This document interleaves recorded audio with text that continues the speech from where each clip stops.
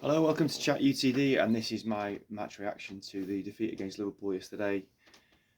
Um, let's start with, as obscure as it sounds, I think there were some positives, micro positives, but positives nonetheless. And the first 20 minutes was decent.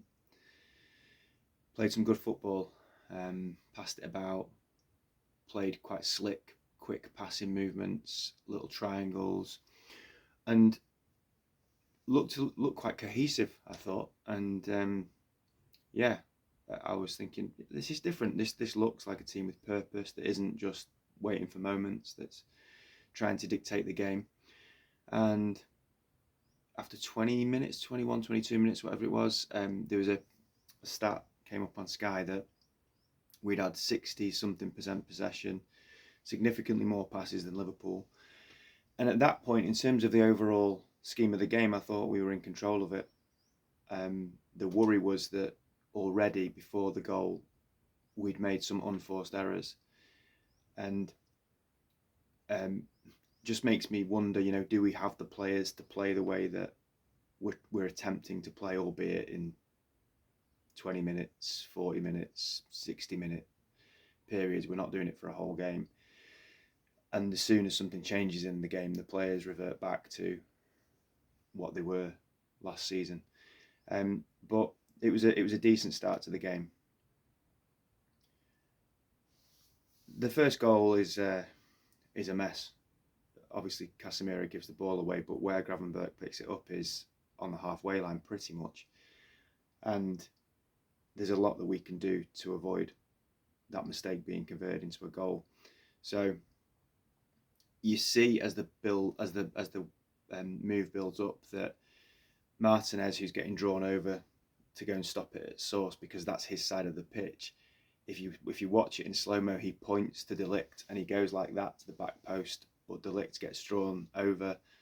Onana gets drawn far too far over to his front post, which is poor goalkeeping, because when the ball comes over, just like against Brighton, there's two people there at the back stick completely unmarked, and the whole of the goal is pretty much there to aim at because Onana's starting position is too far towards his near post. So there's a catalogue of mistakes that have led to the goal, starting with Casemiro giving the ball away. And I just think we looked, it just knocked our confidence. Then we didn't look the same after that. I thought Casemiro, obviously not long after that, then gets robbed of the ball. And they score again, and at 2-0, it's a long way back.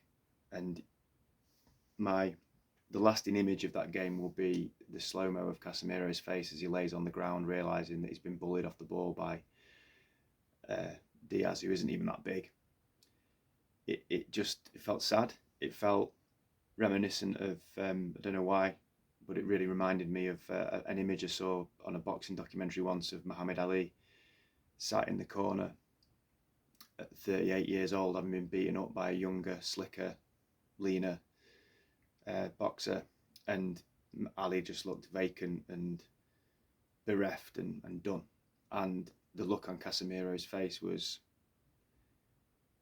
sad and symbolic to me of a player who has been great in his day, but I think clearly doesn't have the legs, doesn't have it anymore. And these mistakes that he's made yesterday, this isn't exclusive to yesterday. He's made a lot of mistakes over the last few months when he's played, where his ball retention's been really poor, and he's not covered positions well enough. He's not done things that he is known to do pretty well. So you can say his legs have gone, but it's not just that. It's other aspects to his game as well that are just, I think, waning. And obviously he comes off at half time. I suspect, and I don't know, I'm speculating, but in my opinion is that I reckon he probably asked to be brought off. I don't think he was taken off. I thought just before half time, I bet he doesn't come out, and I bet he asks Ten Hag to take him off. But that's just speculative. I don't know whether that's the case or not. It's just my opinion. Second half, we've got to go for it at 2-0 because you do still have a chance to get something out of the game, and it's Mainu then in the second half who gets bullied off the ball, and obviously they score again. And from the minute they scored the third goal and to about 5 or 10 minutes after that, it could have been 5 or 6. We just completely imploded, and luckily for us, they pissed around with the ball in and around the box, and were trying to walk it in, and they were too busy, I think, rubbing it in and taking the piss than actually trying to kill us and score more goals. Once that period calmed down, I think credit to the players that we did get some semblance of control back in the game, but the game's finished by that point, and Ahmad made a big difference when he came on. And of course, Xerxes had 2 really good chances, but as I say, the game's finished really at that point. So that's my kind of analysis of the actual game itself, looking at other stuff in terms of individuals. Onana, I was really excited when we signed Onana. I think he's a really, really average goalkeeper. If the shot is not anywhere within the range of his wingspan, it's in the net. His starting position is poor. His reading of his front post and his exposure of the rest of the goal, like yesterday, is really poor. His feet aren't always in the right place. He doesn't get down quick enough. He doesn't make many saves that you go wow about. He made a high volume of saves last season because he had to, because of the amount of shots raining in on him. But as I say, if it's anywhere outside of his wingspan, he doesn't get down low. He's just a really average goalkeeper. And because we haven't bought the players to supplement a play out from the back type of style, that's redundant. We may as well have kept De Gea, one of the best shot stoppers in the game, and poor with his feet. But, you know, it's just square pegs in round holes. What are we trying to achieve? We're trying to play progressive football out from the back, and we've got players who are prone to just unforced errors, or maybe it's a practice thing. I don't know. They're football players. Surely they practice it every day in training, but a game's different. But we made so many errors on the ball yesterday, and you know that's the team he had available to him, and he's decided he's going to try and play that way.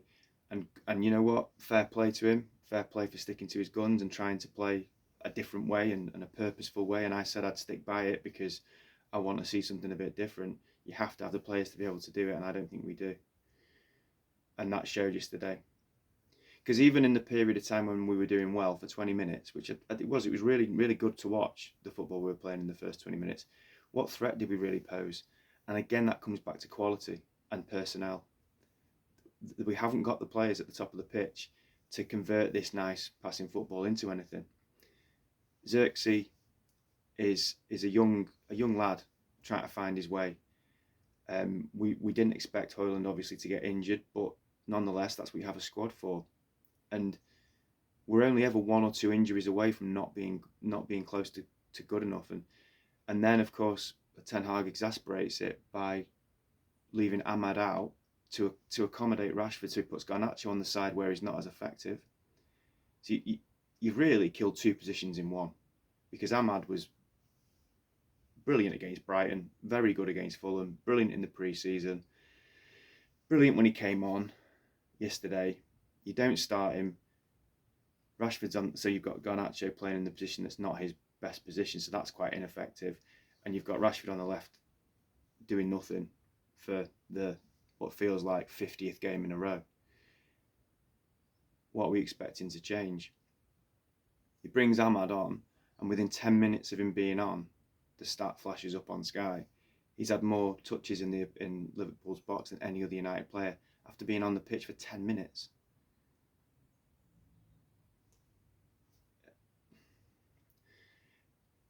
So, yeah. Keno said at the end after the game in the post-match analysis, which was really interesting. I love kind of watching all that, because they're people I really respect. And Keane said United are becoming something that he would never want to be labelled as, and that's a cup team. And I think he's right. You look at last season and how poor we were in the league, and yet we beat Liverpool 4-3 in like an epic FA Cup game, and we beat City in the final.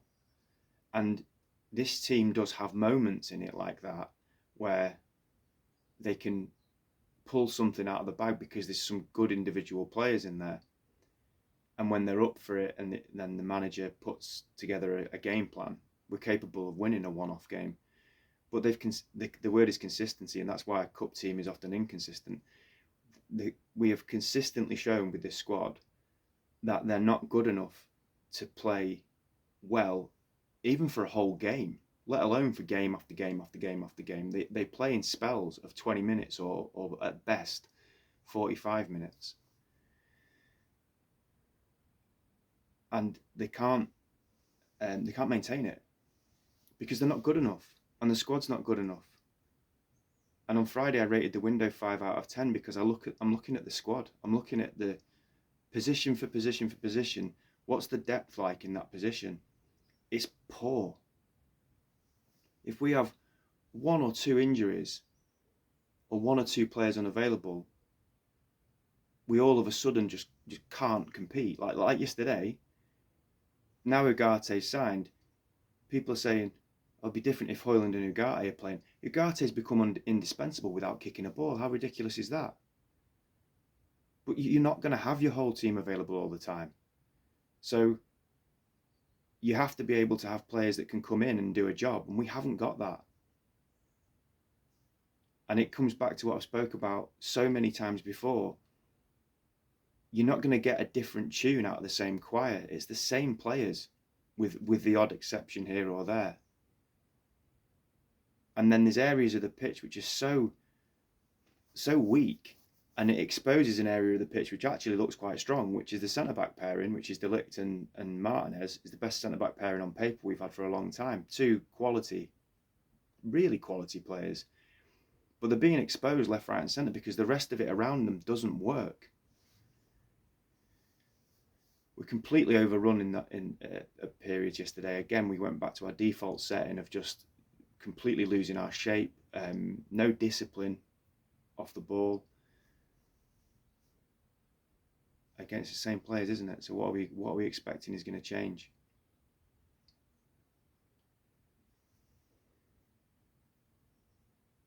Bruno was really poor yesterday. I'm his biggest fan, but he did nothing really yesterday. I thought it was a disappointing performance from him. But everything's interconnected, and it's not good enough anywhere. De Ligt played well. I like the fact he just, when Liverpool were Ole, he just absolutely nailed someone. I think it might have been Diaz, and he got booked. You take that. At least it's somebody who's thinking, I'm going to try and get the crowd up with something. I think he looked strong. He looked decent on the ball. When he got caught a couple of times, he recovered. I think him and Martinez as a partnership, if they can stay fit, potentially could develop a real understanding and be very, very good for us. I was buoyed by his performance. Thought he was good. Dalot for the first 25 minutes was really, really good. Got caught out a couple of times position-wise after that. And Mainu, for all the fact he made a mistake, I think some of his footwork and again some of his recoveries when he did get caught on the ball earlier in the game, some of his tackling, it was decent. And Ahmad was a standout player who came off the bench.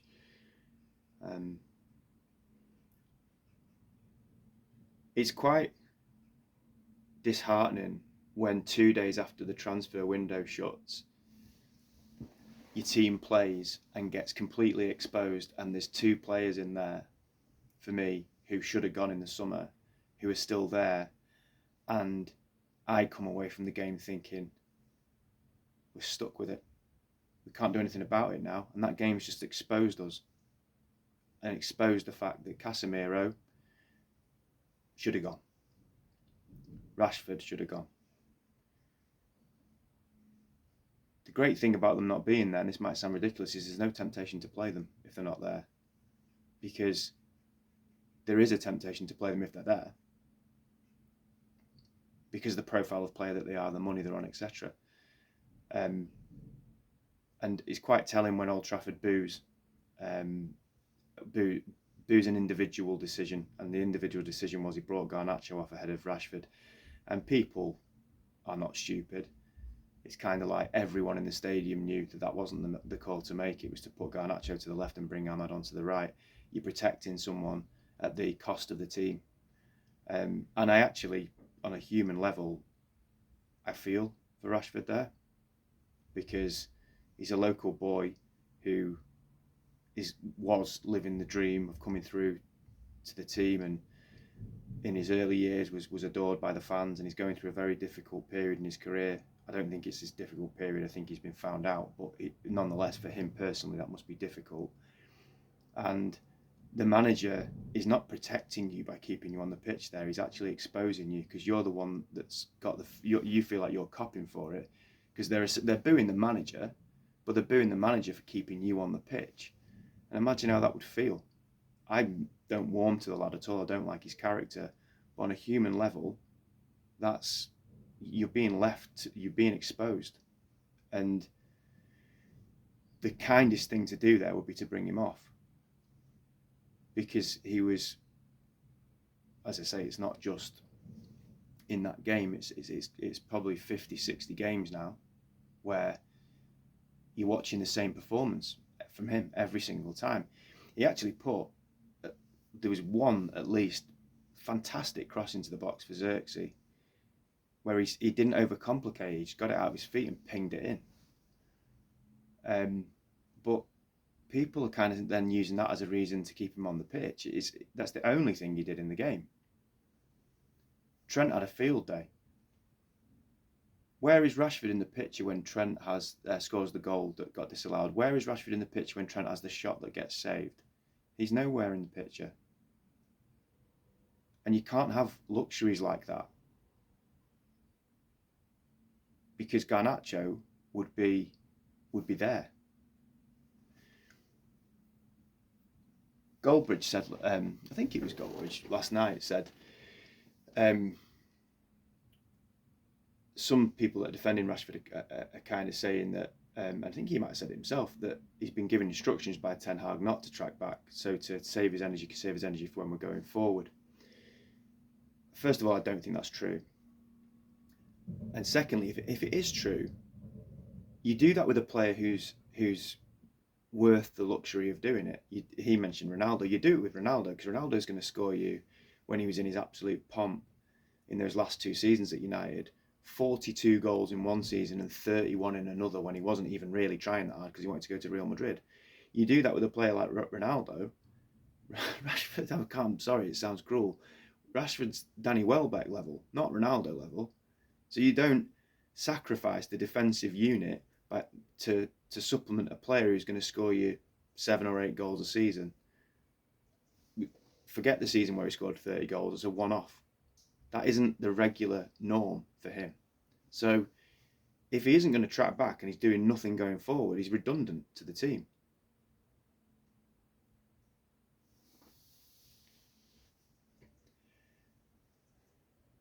I can see some, in terms of the overall picture, I can see some difference in what we're trying to do. But as I mentioned in one of my replies to Guy in a comment a week or so ago against Brighton, I think, the improvements that I can see are micro improvements. They're tiny little things that I can see that I go, right, yeah, I can see what we're trying to do differently there. There is a slightly different purpose to what we're trying to do. And when, for the first 20 minutes, it looks quite good. But if we get to the crux of it, are we hurting teams by playing that way? Absolutely not. We're not laying a glove on anybody. We've scored 2 goals in 3 games. And we've laboured to try and make those things happen. And I'm not basing what I'm saying at the moment now on just yesterday. I'm basing on the 3 games that I've seen. We don't look like we're going to hurt teams. We're still conceding goals which I think are really avoidable. We still look like a team that needs absolutely every single one of our best players there to even compete in a game. Not to play well in a game, to compete in a game. And if you have anyone who's not available, it just all falls down. So these micro improvements are not enough, and the big problem is we haven't got the players to do what Ten Hag wants them to do. I don't think they're not of a high enough quality and maybe the right character to do what we need them to do. There's both problems really. There's the character and the quality. Some people have quite a bit of quality but don't have the character. Some people are rubbish but have a good character. Some people are somewhere in the middle, and some people don't have the quality or the character. And as I said on Friday, you look at that squad and there's people rating the window 8 out of 10. What drugs are you on? Seriously. The squad's not close to being good enough, and we are stuck with it. And as I say, Ugarte is indispensable without kicking a ball. My prediction, I can't remember if I said it out loud in one of my videos over the weekend, is between, I think we'll finish between 5th and 8th, and I stick by that. There's not enough that's changed to make us any better, and we've lost 2 games out of 3. We're committing the same sort of mistakes. The back post glaringly free, put players out of position, and being drawn towards the ball. Onana, as I spoke about before, is an issue. We look toothless going forward. So big crossroads moment for Ten Hag now. Does he have the strength of his convictions to keep trying to play this way and try and get blood out of a stone? Is it going to make enough difference? So you can like him or loathe him, but I think Carragher's assessment of games and his understanding of the game is brilliant. And I thought he was spot on yesterday with so many things that he said about the club in general. He said they obviously wanted rid of Ten Hag. They obviously don't want him. And I completely agree with that. You can dress it up as something different, but they tried to get another manager, and they basically looked around and couldn't see anything they liked, so decided to stick with Ten Hag. That's hardly a vote of confidence. He is a dead man walking. But he also analysed that he can't really see anything that different this season to last for United. Now, I would say I can see some difference in terms of what we're intending to do, but I respect his opinion a lot more than mine in terms of what he would know about football, and he's there at the game. And you say he's a scouser, he's this, that, or the other. I think his analysis of United is often less emotional than Gary Neville's and is probably more accurate. And I think he's absolutely bob on with most things. So, if he's at the game and he's saying I can't see too much difference, there's obviously not enough difference to what we're trying to do. It's again micro improvement, it's micro differences.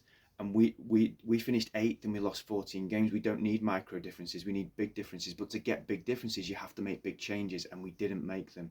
And you have to pick your best team, because the team isn't good enough when we pick our best team.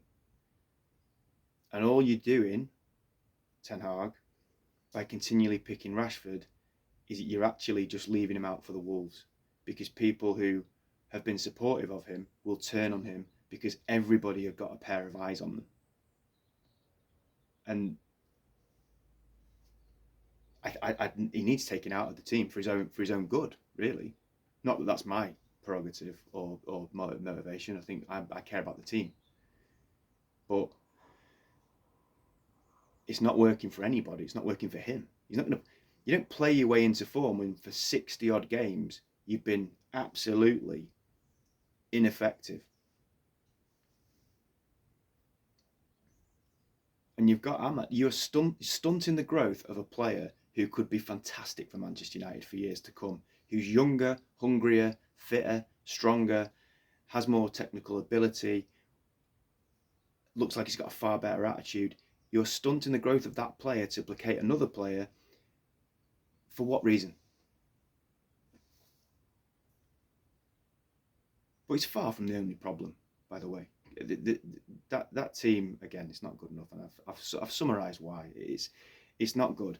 And if you look at Ten Hag in his post-match comments yesterday, he's just waffling. He's just talking nonsense. He's not coming out with any succinct points. It's all very general, and I don't think his command or lack of command of English helps in these sort of situations. It probably exposes him a little bit, but you know, he's a dead man walking. And as I said in my pre-match preview, I don't judge us on getting beat by Liverpool anymore, and I don't. I'm judging us on what I've seen so far in the 3 games. And I think in the next international break, if we haven't made significant improvements, the noise will get louder about replacing him, which maybe they should have done in May when that's what they wanted to do.